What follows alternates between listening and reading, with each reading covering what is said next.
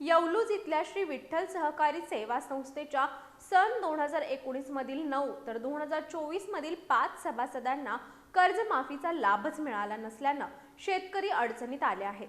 त्यामुळे शासनाच्या निर्णयाबाबत तीव्र नाराजी व्यक्त करत आहेत। पन्हाळा तालुक्यातील येवलूज इथल्या श्री विठ्ठल सहकारी सेवा संस्थेच्या सन 2024 मधील 5 तर 2019 मधील 9 सभासदांना शासनाच्या आडमुठ्या धोरणामुळे कर्जमाफीच्या लाभांपासून वंचित राहावं लागले असून संबंधित शेतकऱ्यांनी प्रशासनाच्या या निर्णयाविरोधात तीव्र नाराजी व्यक्त केली आहे। पुण्यश्लोक अहिल्यादेवी होळकर शेतकरी कर्जमुक्ती योजना 2026 ही शासनाच्या वतीनं राबवली जाते। येवलूज इथल्या विठ्ठल संस्थेच्या 2024 मधील 5 शेतकऱ्यांना 1,31,000 कर्जमाफी न झाल्यानं भुर्दंड सोसावा लागतोय, तर 2019 मधील 9 शेतकऱ्यांनाही लाखोचा भुर्दंड सोसावा लागलाय।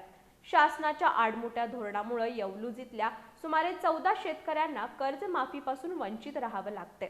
तरी शासन स्तरावर तसंच बँक प्रशासनानं या प्रकरणाची गंभीर दखल घेऊन या 14 शेतकऱ्यांना कर्जमाफीचा लाभ मिळवून द्यावा अशी मागणी होतीये।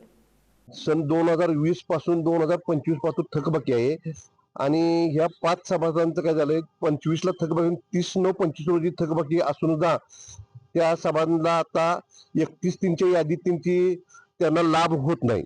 तसेच दुसरे 9 सभासद आहे, 30/9/25च्या थकबाकी यादीत त्यांची नावं आहेत आणि 1/11/25 पासून त्यांचा कारखान्याकडून वसूल घेतला आहे आणि 31 मार्चवर त्यांनी पूर्ण खातं केल्यामुळे त्या सभासदांना 31 मार्चच्या आता यादी अपलोड करताना सदरच्या 9 सभासदांना त्यातून वगळण्यात आलेलं आहे।